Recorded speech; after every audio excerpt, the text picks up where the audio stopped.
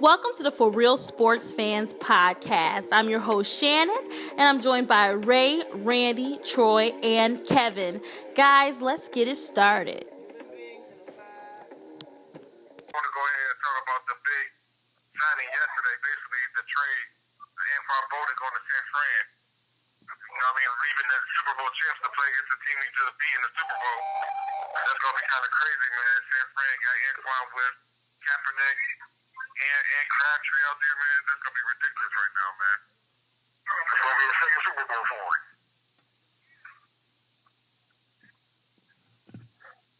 You really think so? I think that the Percy Hiram move is it, man. I think the Seahawks is primed to beat San Fran this year because all they have to do is just bolster up that defense just a little bit. And you got Namdi, right? Ashumunga, whatever. He's out there, right? You got Jerome Harrison, I heard, is out there now, right? So you got also the Falcons dropped.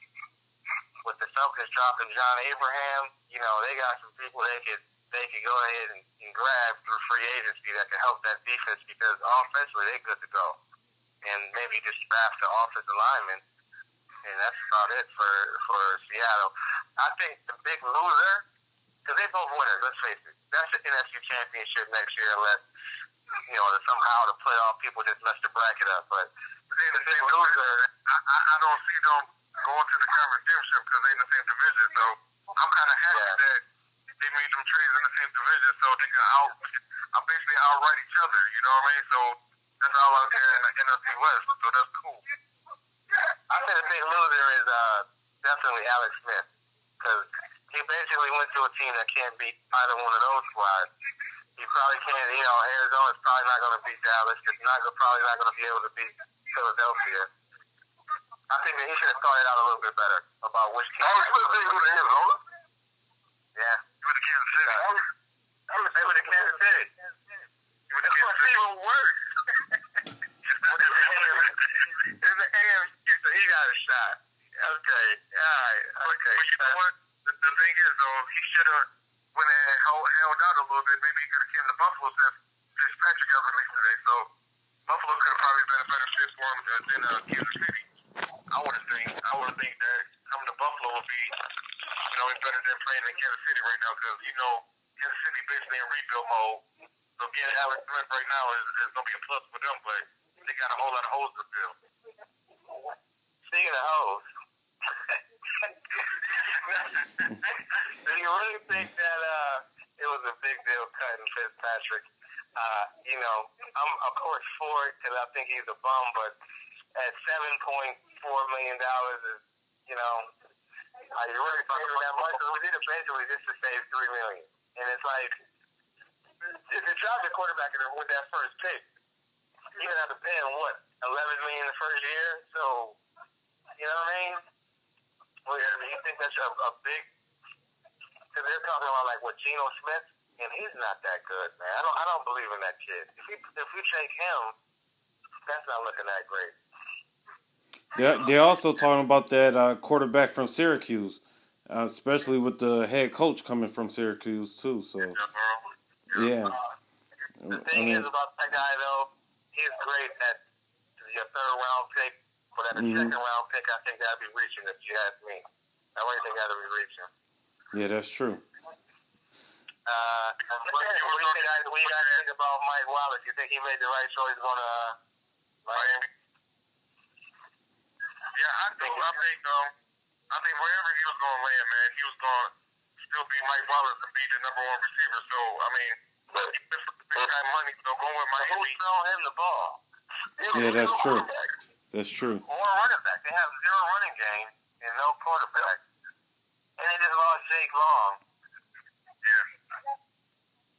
I think they should have other than right receiver right now anyway. But again, they don't really have a number one right receiver, so they had to go ahead and make that deal, put Mike Wallace out there so he'd be the prime receiver for him. I think Miami got a lot of holes, though, man. They got a lot of holes to fill. There's another one who's going to be like a Kansas City to basically get theirs rebuilding on. I think that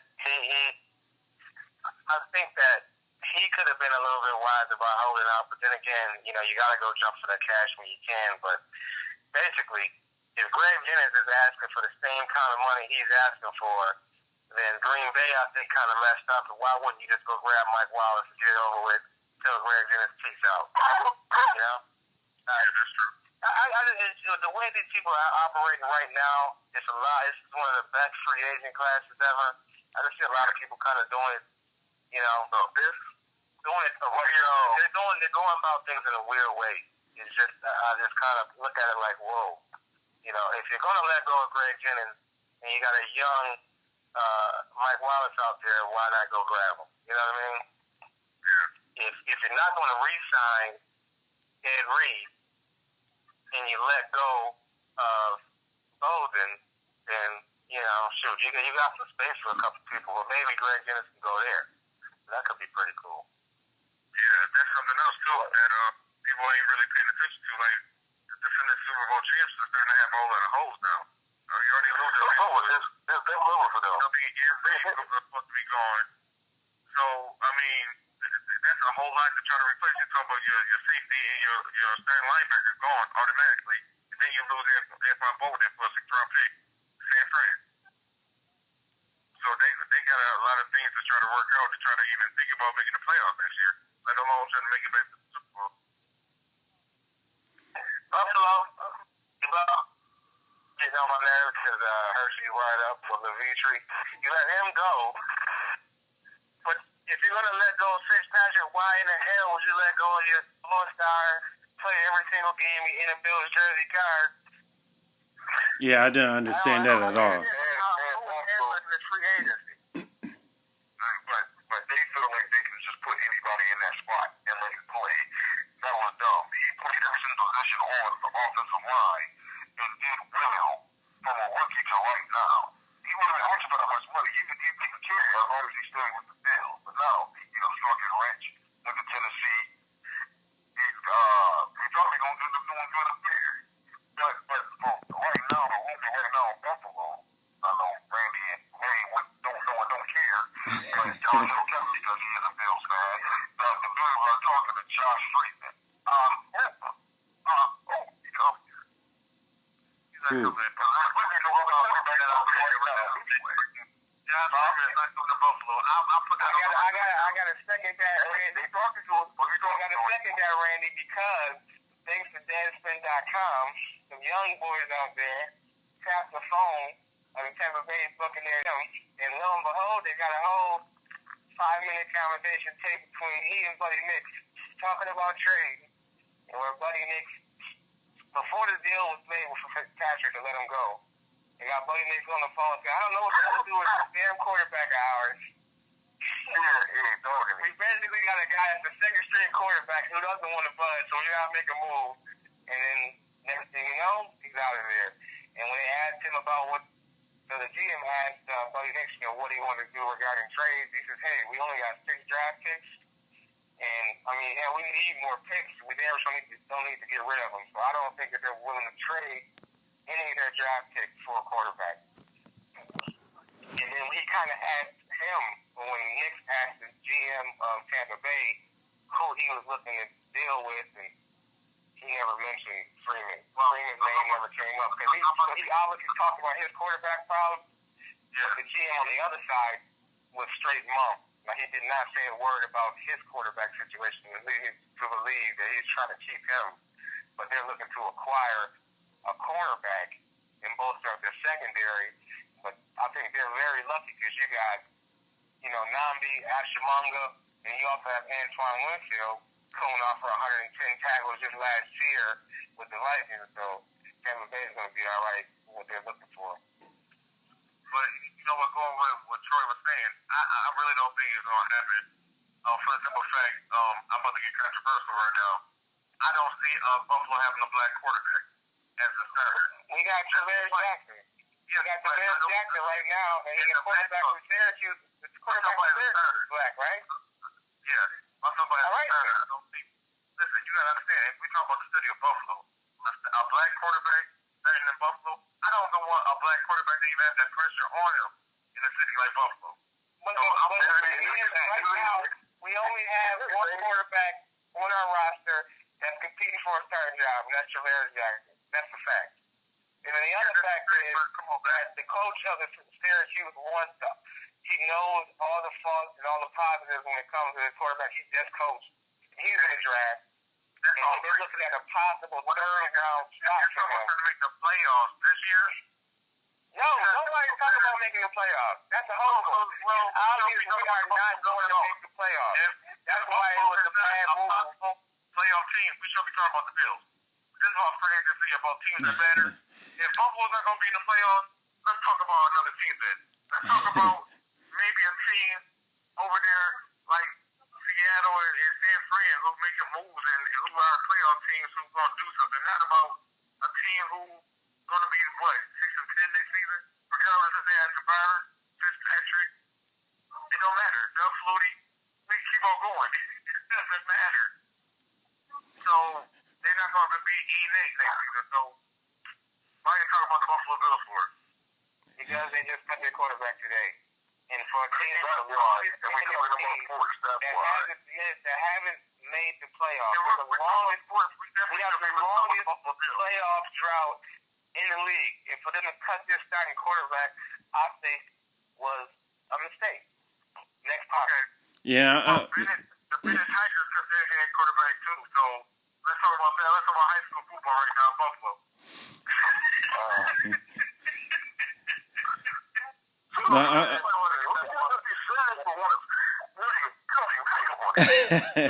Now, but what I'm gonna say about free agency is that, I mean, everyone gets caught up, in the excitement, and the good thing about the NFL is that you can go to worst to first in a minute, in a heartbeat, just from making moves. And I guess the Miami Dolphins think that they can do that from, pretty much going worse in the division, and now they want to try to compete. But I think we all need to understand that in free agency, it just doesn't work out like that.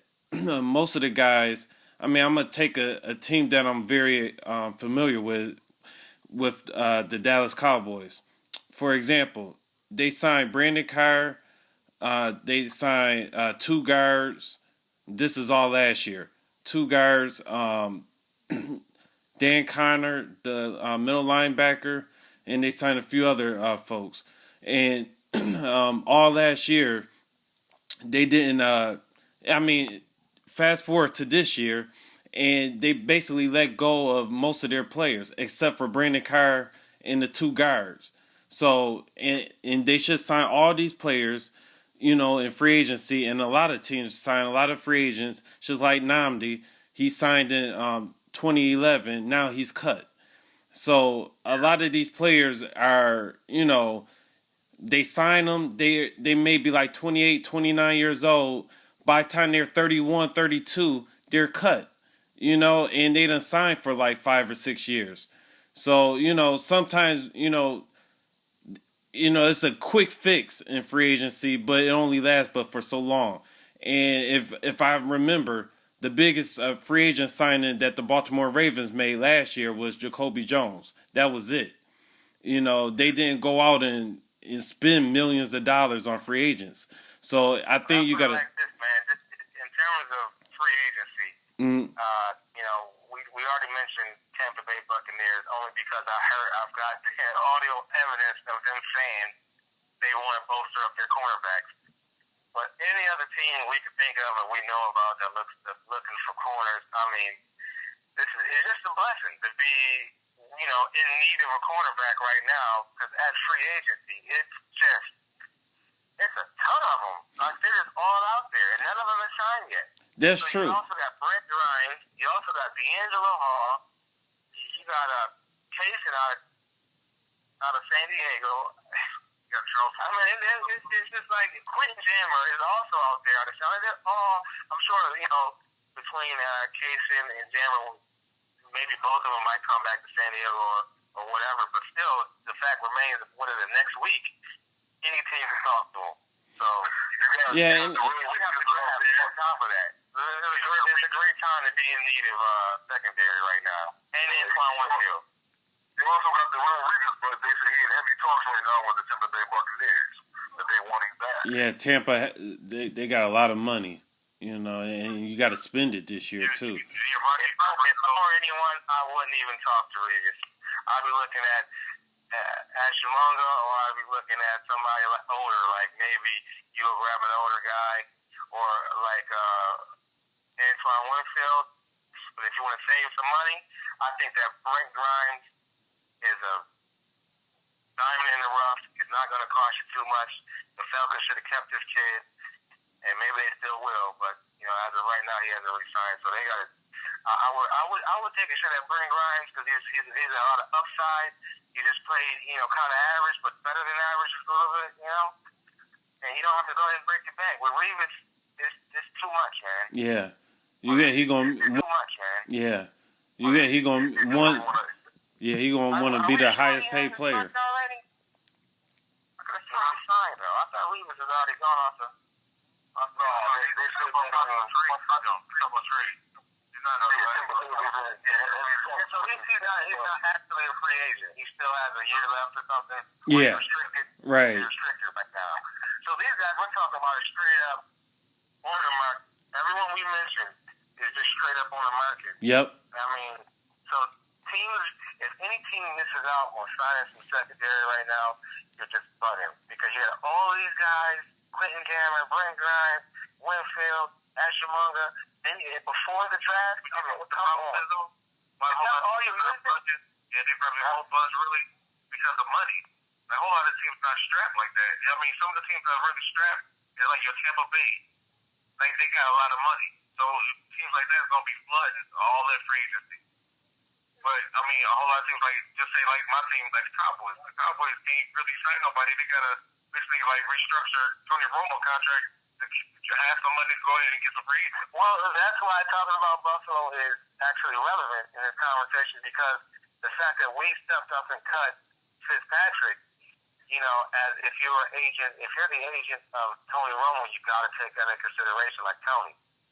I mean, these guys are cutting people, so let's go ahead and get something done. You know what I mean? Restructure this, stay here, because you don't want to be a quarterback out on the market right now, right before the draft. You know, a lot of these teams ain't really looking for quarterbacks. If Tony Romo was on the market right now, he would get probably all types. His money would be ridiculous right now. But you know. How many teams are actually really looking for a QB?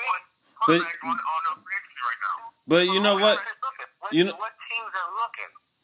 But you know what? Rand. How many teams are actually seriously in need and really looking for a QB to make a splash on Romo? That's the problem. For whatever reason, the Minnesota Vikings, they don't want to care about quarterback. Properties will go after Tony Romo real hard. Palmer still owes like $35 million. They get rid of Palmer though. They get rid of him. But they haven't done it yet. They think he might be released. I'm telling you, with that Fitzpatrick move, people like Carson Palmer and people like Tony Romo, I think they're going to restructure and stay put. Yeah, I think. Just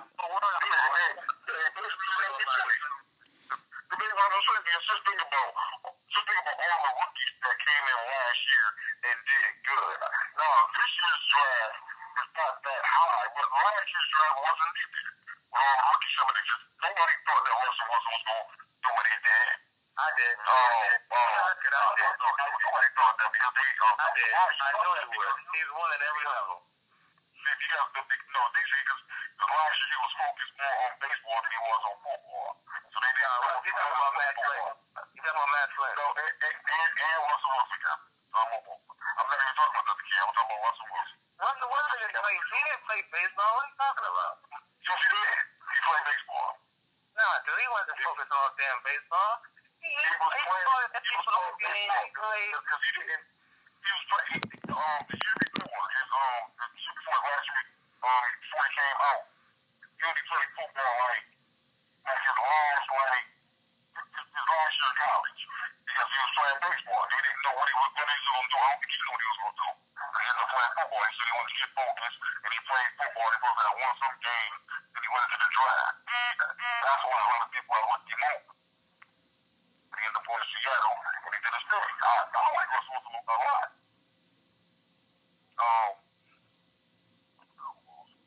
But Buffalo brought old man safety Greg Flores back today.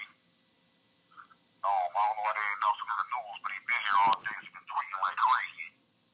I don't understand why the Buffalo Bills went ahead and re-signed Leotis McKelvin for it. What was the point of signing him? This is my exact point. I like Leotis. That's exactly what I mean. You keep bringing it up. You told me not to talk about Bills no more, but it's such to be the longest drought without a playoff game appearance, and then you come into the most free agent, unrestricted free agent, rich cornerback draft, and you re-sign him, knowing that there might come a time when you have to let go of your quarterback. So that's freaky. That's cap space. Knowing that you're not going to be able to hold on to Levitri at guard, so you got cap space there. So you don't have to break the bank with Namdi. You don't have to break the bank and try to do a trade for Reeves. Feel like Brent Grimes is out there. Maybe you can bring even Winfield back, let him retire as a deal. I mean, to me, any of these guys could come in and do the job that Leotis does. Clinton Jammer, whoever, like, whatever they paid him, any of these guys that are paid, you can pay them the same, or maybe $1 million. They'll outshine that kid with their eyes closed. I just don't get it. Yeah. Sheldon Brown from the damn Browns could probably pay better than him. I don't get those dudes, man. They signed Leotis because, for one, he averaged all those yards and kickoff return. But they say he also will be competing again this year for a starting cornerback job. You know, they finally got rid of Terrence McKee. They should have got rid of Terrence McKee like 4 years ago.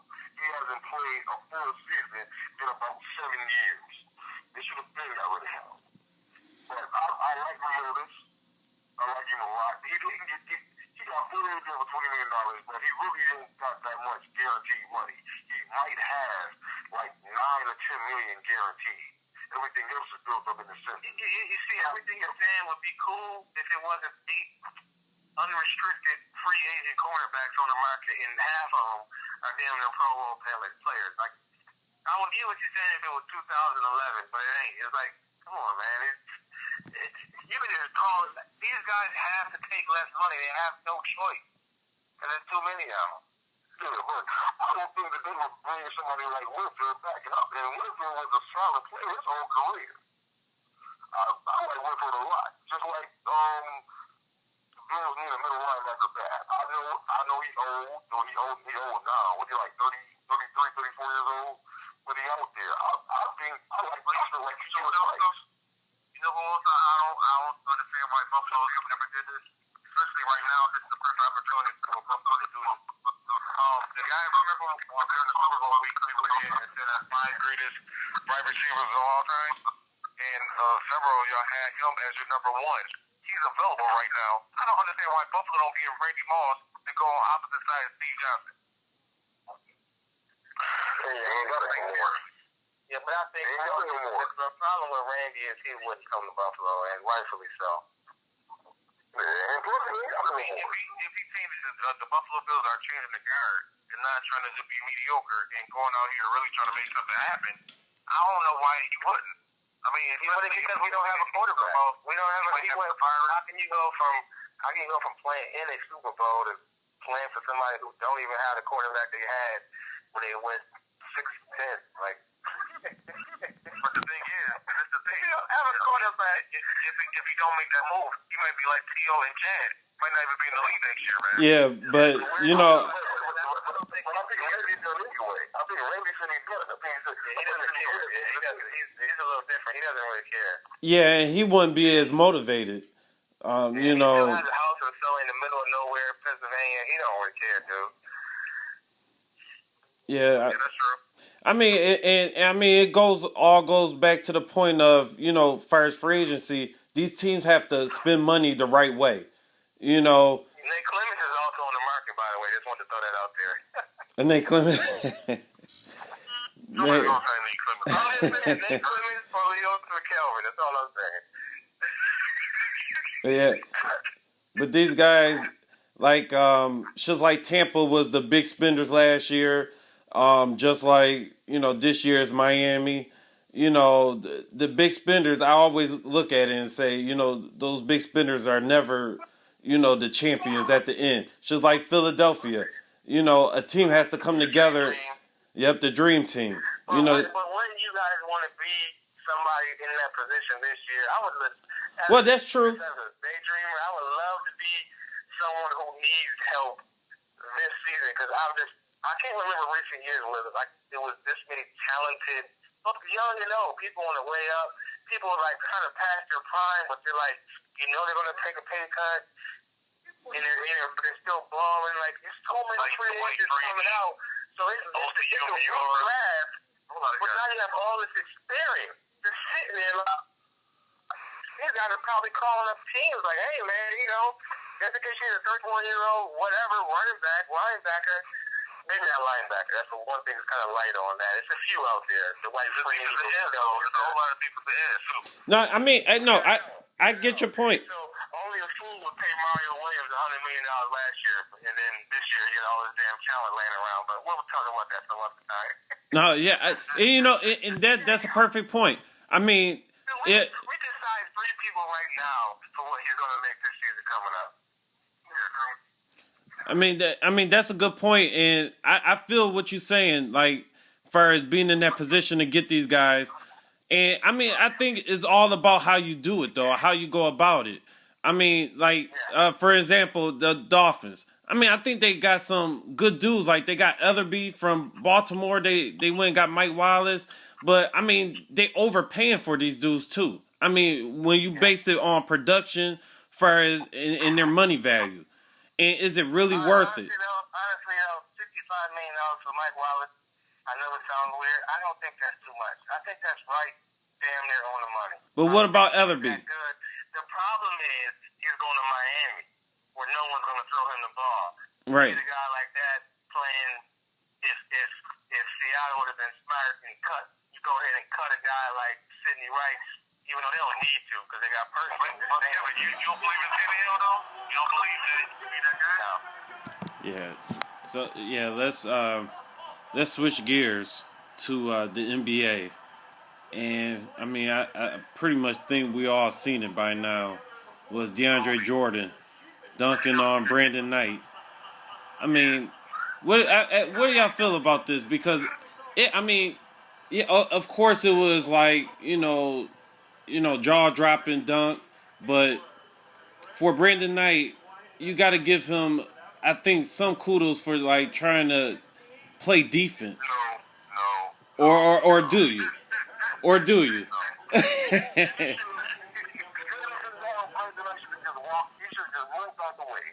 would you jump? You 6'3", he's 6'11". You shouldn't even jump. You brought that on yourself. Somebody at home with a brand new NBA like 2015 and you gonna be in there getting dunked on. No, you shouldn't have did it. Just walk away, move. Just walk away. 6'11", you're not stopping that dunk. Yeah, I agree with both of you. I agree that if you're going to jump that way, you gotta be, cognizant of where you are, how this guy, who you're playing against, and DeAndre Jordan is known for powerful, posterizing type of stuff. Your whole squad, and you gotta jump in a certain way that when he gets you, he just gets you, and you come down to the ground. You might stumble a little bit, but that's it. But he almost damn ruptured his spleen and cracked his collarbone. You see how ragged out he looked. That's the part I fought him for. Because getting dunked on when you 6'3" is going to happen. That's going to happen if you have the guts, like Ray said, to step up. You got to give him credit. The boy got guts. He stepped up. He tried to do something, make the guy miss, But the ragged out after the dunk, he hit the ground. He literally bounced off the hardwood like a ball that was deflated. That was so terrible. And let's also admit, I haven't seen a posterizing dunk like that. I damn near, I got to go back to Shaquille O'Neal on Robert Parrish. The last time I seen somebody get just defeated that way. That was terrible. Either that He or had every right, like Ray said, to use those guts after his shoulder heals up. yeah, I Go mean, into that locker room, and I would cuss the shit out them big boys on my team. You gonna let me go down there and take this dunk, and you standing right here turning your back on it? You the same size as this dude? What you scared of? If you dunk on you, you're not gonna flop, hit the ground, and break your shoulder. But I did. Doing your job. I'd be highly pissed about that. He was doing their job, and he paid the ultimate price. But that's what. yeah, I mean that's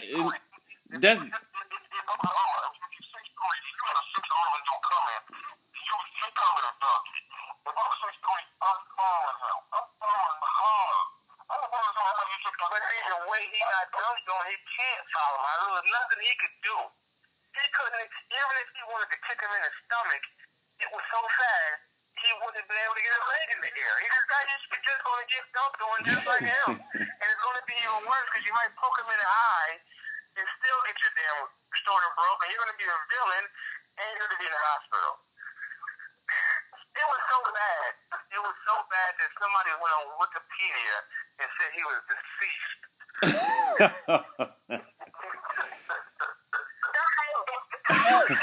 They listed him as dead on arrival.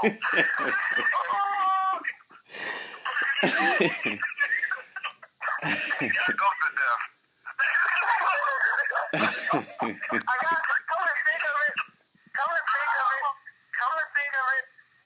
I know it's two nobodies.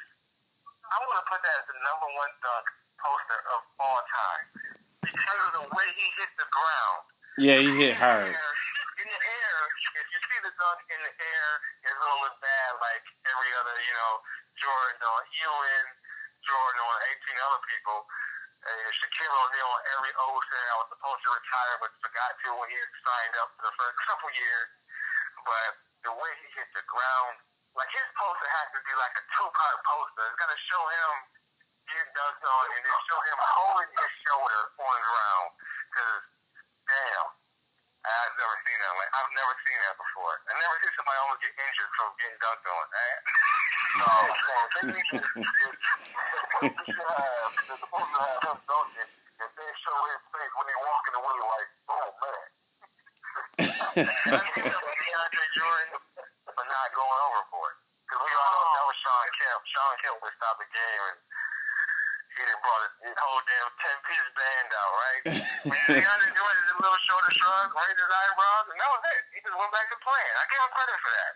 That was his grown man moves right there. Like, he just, I just killed somebody, but whatever. He's just a guard. You can't get credit for a point guard. That's how he looks like. He's just a point guard, so I ain't going, I ain't even going to celebrate. I give him credit for that. That's some grown man shit.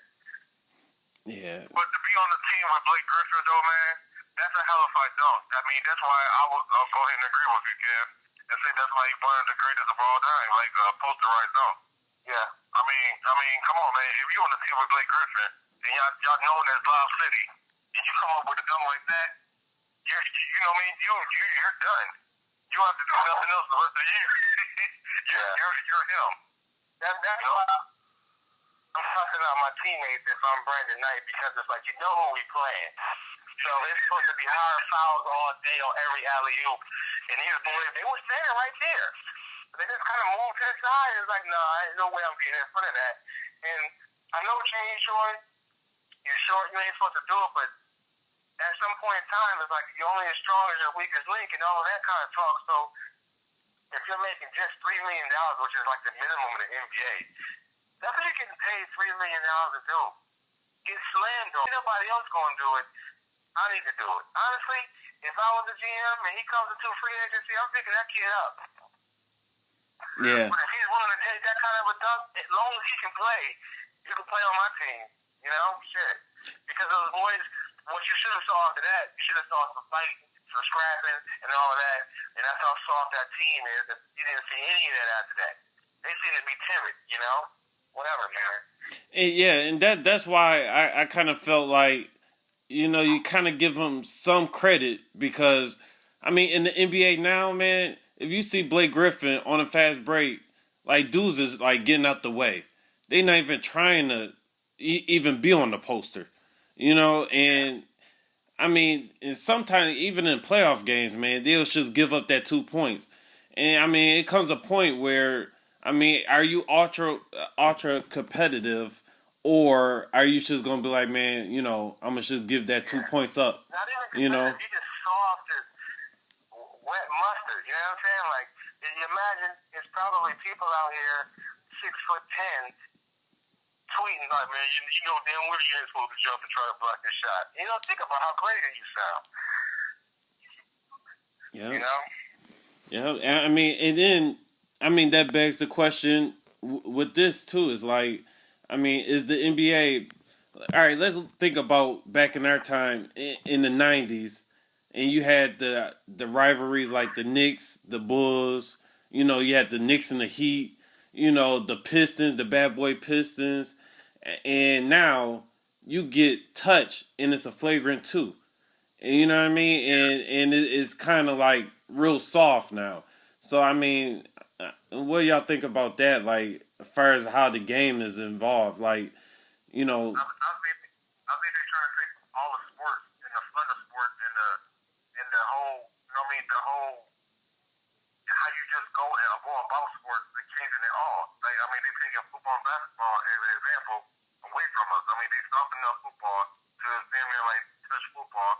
And now in basketball, it's like you really can't even put your hands on somebody without getting a play. With all due respect, though, Randy, let's have you start over and let's just talk about basketball because those two are nothing alike. You know what I'm saying? Football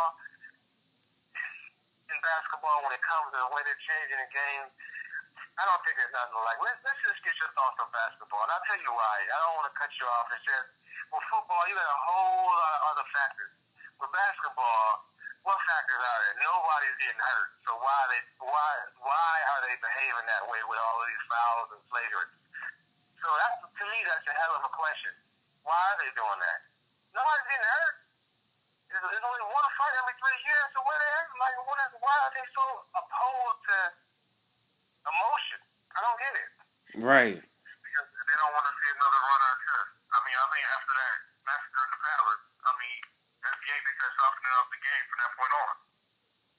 So they almost like, you know what I mean, like the NBA was like looking at this image and wanted to go ahead and stop the dudes from beefing, but it's all right in hockey. I'm going to throw all the sports out there so I can get to the point. So the whole thing is like, if you go ahead and look at it, they can soften it up football and basketball, but then you go ahead and hockey. I mean, like you said, there's other factors that come into play when you talk about football. That's absolutely true. Yeah, I mean, Junior Seau killed himself. Yeah, but They're talking about Junior Seau. He's like the Snoop Dogg of football. Everybody loves this dude. There's not a person in the universe who hates Junior Seau. And he killed himself. Like, you know, it's kind of messed up, you know? Yeah. I mean, they also said that had to do with steroids and stuff, too. So, I mean, that could go in almost any sport, too, especially in baseball. You know what I'm saying? So, I mean, but the thing, like I said, it's all right to fight in hockey. But if you talk about, like, safety-wise, that's, like, a dangerous sport, too. So, it's like they're not softening hockey up at all. I mean, they still going out there beefing, losing teams, going to penalty box, come back, be forget. I mean, they can take fouls and basketball. They just now started finding people. They'll let you find. Did you see the footage this last week, Randy, when the guy squared up but didn't throw a punch, and the referee let them skate around in a circle for over 2 minutes? So the fact that they just let you fight and they let you just think about fighting for 2 minutes. It is. I think the NBA, the problem with that is, I don't think that they're evolving the game or changing the game. I don't think any of that. I think that the referees are just trying to be stars almost. Yes. But they're calling a foul trying to get on television. It's like this, right? They call a call. They're high, emotional call. There's less than 5 minutes in a close game. You know, right? In a playoff type game. A playoff game. Let's say, forget it tight. You got 7-game series in every round now, right? So you got, there's less than 5 minutes, less than 3 minutes, less than a minute in a game. It's tight, overtime, you know? And he calls a questionable call. The one player instantly turns his back, starts screaming and yelling and stomping off. What does the referee do in today's NBA that they never did? They follow the player that's upset. He's not walking towards the ref. He's not even walking towards his teammate. He's just walking in an aimless direction, screaming up and looking at the sky like, I can't believe he called this effing call. And he gets a tackle on him. You know why? Because the referee is following him 10 feet away from the play to see what he's going to do and say. And I don't understand that about the NBA. I think they have the absolute worst officials in the whole league because they are emotional. They're the ones. The classic example was John Barry running to the scorer's table to tie his sneaker, and the referee thought he was running because he was mad at a call he made. Called a tackle on him in the fourth quarter. And he looked up and was like, oh, you calling on me? I was just running to tie my sneaker in between and stop a play. That's when I started to notice the change in the NBA, and they don't even have the decency to say, oh, I thought you were doing something else. You know what? Reverse the call, no shot on the basket, just take the ball out of bounds. But no, he just goes with it. Like, yeah, that's a tech. I'm going to stand by my decision to call that BS call. I don't know what the hell's wrong with the NBA. They ruin it every year for me. The best playoffs, the worst ref. Yep, it's so true. Like, I couldn't even said it better on that. I mean, the referees trying to be stars now. I mean, that's just the bottom line. And I mean, we shouldn't even know the guys, Joey Crawford, and these guys. They come. Think about how they ever since the late '90s, like post Jordan, the early 2000s, when they called tough calls, they had to run up to the player and swing their arm like, ow! You ever notice that? You're not even facing the scorer's table when you make the call. Shouldn't you run towards the scorer's table and say foul number 3? Now he's swinging his arm like he's throwing number 3. Now he's swinging his arm like he's throwing a punch.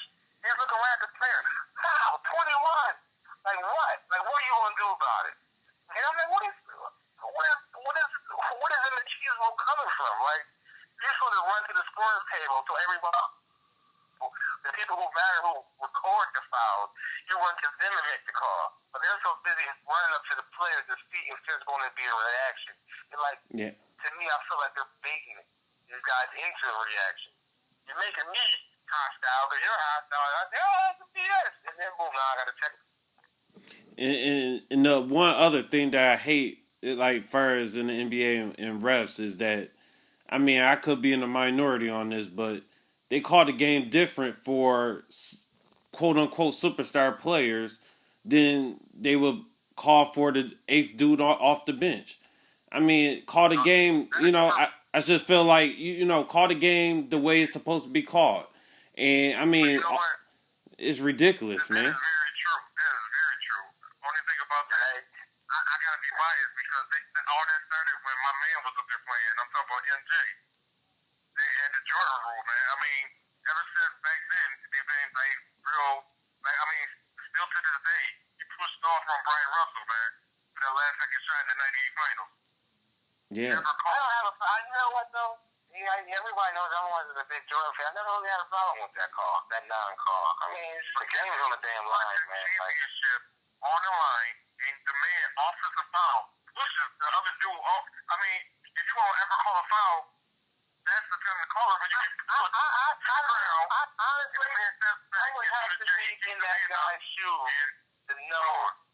I would have to be in his shoes to know how hard of a foul that was. It looked big, but I think Russell was just weak and he was standing at a bad angle that he just kind of got pushed over. Because I know you wouldn't have did that to many other people. You wasn't going to push Charles Barkley like that. No, hell, you wouldn't. You probably wouldn't even push John Starks like that. Yeah. But Russell, Brian Russell, he got pushed halfway across the damn court. I'm like, what was that? I don't know. But before we go any further with basketball, I just want to give a big shout out to my man, Bernard the Execution Hopkins, for winning another title at his old age of 48. Broke his own record for 46 to be the oldest champion and beat a real light heavyweight that Yeah. He was looking to fight Andre Ward next year. He was undefeated. Like, like 30-0, or like 24 knockouts, something like that. Yeah, 1,000 punches a fight. Wasn't even averaging like 25 punches to fight. 25 punches a round against Bernard. Big up to Bernard. Yeah. I gotta agree on that, man. B-Hop definitely did his thing, man. And to be 48, and I think he's gonna be Ward too. No, he said he's not gonna fight Ward. He said he never fight. No, he said he never fight Ward. Wow. That definitely would have been a moneymaker, but I mean, I gotta give the man the credit though, man. He did break his own record, being the oldest light heavyweight champion. That's at the age of 48. I mean, the dude at the age of 48. I don't believe it. Being somebody 17 years younger than you. Come on, man. I take my hat off to him for doing it. I don't think he's really going to step away. He's got that classic problem that people just keep on coming back. He's still on top. He's still on top now. Yeah, you know, he's ready to retire or rookie. He's retired and come back and fight one fight at 50 years old just so he can get it and then walk away. The thing is, he's still not the light heavyweight champion. You know what I'm saying? Yes, he is. Yes, he is. He took a legitimate belt from Tavares Claw. Tavares Claw was the heavyweight champion. I mean, was the light heavyweight champion. He was the only one. It was Young and Chad Dawson, but they don't consider him the champion because he lost to Andre Ward. He went down and weight and fought him. So Tavares Claw is still the champion. First of all, it's a bunch of belts, and we know all this weird stuff. So you had that Pascal dude, he had some issues where he was considered like heavyweight champion. And then that title was surrendered to Chad Dawson, and then Chad Dawson dropped to super middleweight, and then he got taken by Andre Ward. It's kind of like he's still not the. I'm telling you, Tavares was the champion. Now, I read this just earlier with that film. They're considering some people are calling him a light heavyweight titleist. I'm just telling you, that's what the boxing world is saying out loud. Just letting you know, bro. But now he also gonna get the ring belt too because he beat this boy. But the point I'm making is that's why I don't believe that he's done. I don't believe him because people like the media, they already start putting it out there like he's not technically the light heavyweight champion. Well, he holds the belt in that division. That kind of talk right there, I have his old ass coming back at 49, which I don't want to see, but more power to him if he does it. Because if he wins, that's a big deal, right? But I want to see it. It's not like when George Foreman fought. And, you know what I mean, and Lennox Lewis was tearing his ass up or something like that. You be like, damn, I don't want to see this dude get hit like this. But Bernard is still looking good, man. He still look like Bernard at home. But so did George Foreman against Evander Holyfield. Yeah, he was younger. He was younger, though. George Foreman was like by a year? By a year? He was 50. He was 50 when he fought, right? No, he just came back. He was 45. I think he was though. He was like 47 because he fought Michael Ford 45 and knocked him out and became champion. Yeah. So he wasn't 45. He was older than that when he fought Holyfield. No, he was younger. He fought Evander Holyfield first. Because when he lost to Holyfield, he was going to quit. And then he got to fight with Michael Moore and knocked Michael Moore out. He was 45. Regardless, man, I think regardless of all of that, I still don't believe that Hopkins is done. I don't believe him. I don't want him to come back. Those guys, man, they had that thing. It's like they got some kind of thing in them where they almost have to be embarrassed to stop, Yeah. I think that's how they I think Bernard keep on fighting for one, and then he gets all this money right now. He didn't get all that money when he was a younger fighter. Two people, he was the real executioner. Because he said people who said all the money was Roy Jones and Oscar De La Hoya. Yeah, but that's a lie. That's a lie too because the moment Roy Jones left that division, he took all of that cash. He fought everybody. He fought Tito. He fought De La Hoya. Did he fight Vargas? Yeah. Hold on. He beat everybody. No, he didn't get that money until he fought De La Hoya. Because De La Hoya gets some pay-per-view numbers. He got paid once he beat De La Hoya. So De La Hoya, I'm over the board to promote promotions. I want Bernard to be my partner. So that's when he started Bernard to be my partner. So that's when he started looking bad. He got super paid versus Tito Trinidad. You bugging. Tito, he got paid. Tito got paid, but Bernard didn't get that much money. He didn't get the money he should have got. He didn't get that much money. He didn't get at that time, he was making more than Roy, because Roy was only averaging about $7-8 million a fight, and because Roy was doing it all on his own. True indeed, he could have got a larger percentage of the first. He was only making like 8, and all of those guys had to fight B-Hop. They was all moving up to fight Roy, but Roy was gone, and Hopkins. He made exactly what he was supposed to make, because he got paid way more to fight those dudes than he should have got, because they shouldn't have fought him, because they should have been off. They was all trying to fight Roy Jones, but Roy Jones left, and Hopkins just took all that dough in. So whatever he got paid to fight Trinidad, he wasn't supposed to get in the first place, because they wasn't moving up to fight him. They was moving up to fight Roy in De La Hoya, but Roy left, which was, to me, still to this day the worst decision I've ever seen. I don't know why he did that, but I think he moved up, because I think he was all along. He had it in his mind. He was going to fight heavyweight fight. And that's what he did. There was no money waiting for him. It was no dollars there to be made. There was nothing there. Like, it was no cash. Like, you had every young fighter in the world. Like, when he was at that size, when he was still walking around at 175, it was so much money coming to him. Mosley, Vargas, Trinidad. They all were little fighters. They all little dudes. I mean, too little. But guess what? They all fought at 175, didn't they? Didn't they all fight at 170? No. None of them went. I know higher than 160. That's your thing.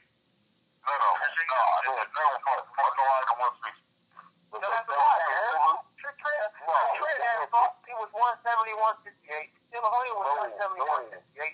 Mosley got to 168. Yes, he was. He was physically fat. De La Hoya is the only one who went up to 160. He was the only one. He got beat by Bernard. He was the only one. Everybody else stayed down at. Nobody would go higher than 154. Trinidad didn't go higher than 154 until he was retired for some like 9 years, and he came back. He had no choice. He was fat. And he fought Roy at 175. And Roy beat him, I think, up in the 11th, like stopped in the 11th round or something like that. So he got after that, back when they were young, man, you making excuses for what I'm saying. They were moving up to fight. They were moving up to fight Roy Jones, and Roy Jones vacated, and he missed out on the biggest payday ever. So when we sit here, we can see his swallow about 5 pounds, but that was all of it. His money. Roy was naturally bigger than them boys.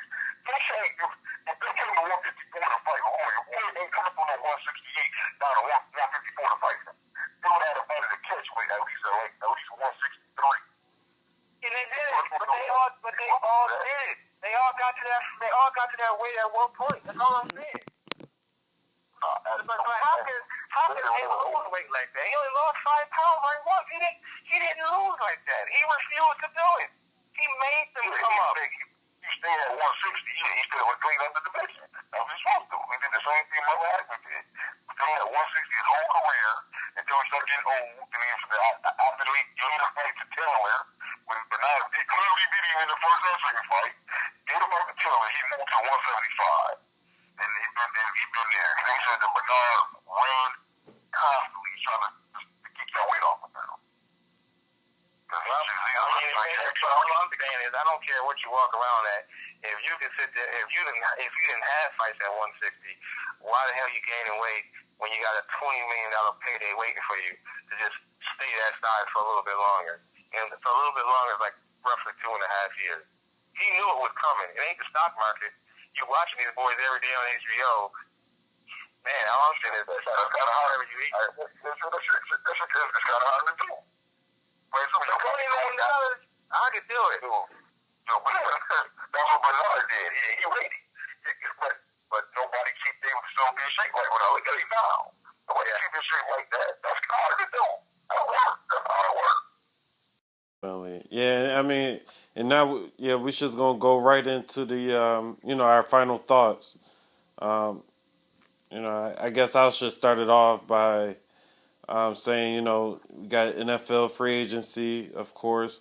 Just want to see the more moves, and we got Miami Heat. They won 19 in a row.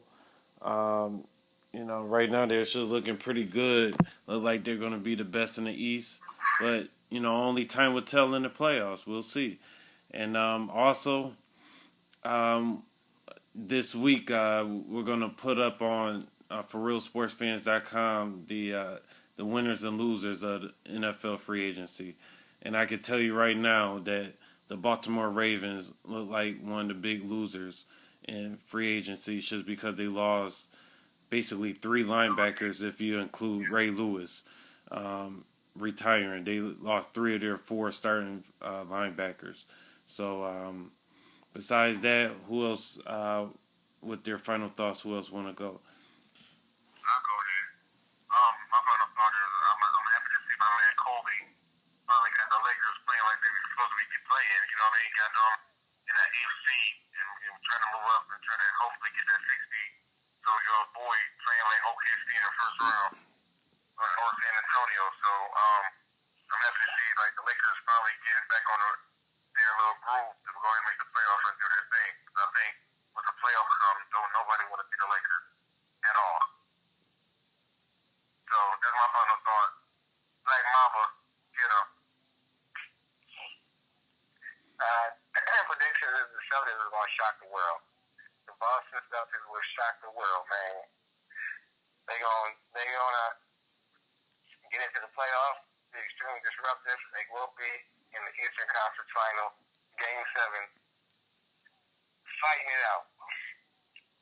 In terms of NFL free agency, I think that the gemstones bring Grimes, Winfield, and I don't know where Michael Turner is going, but I think he's also a good one.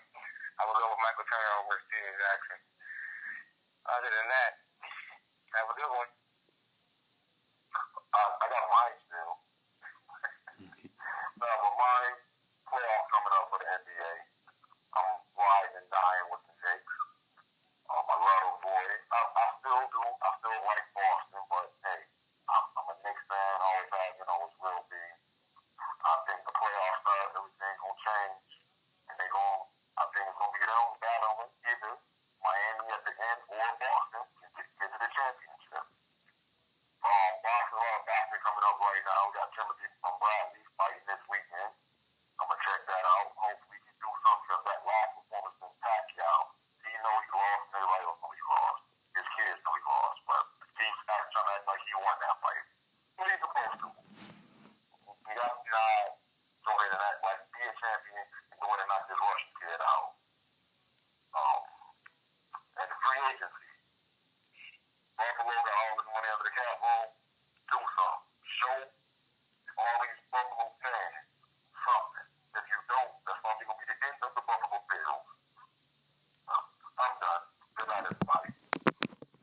Right, that's I thought it was already the end of the Buffalo Bills, though. But anyway, good night.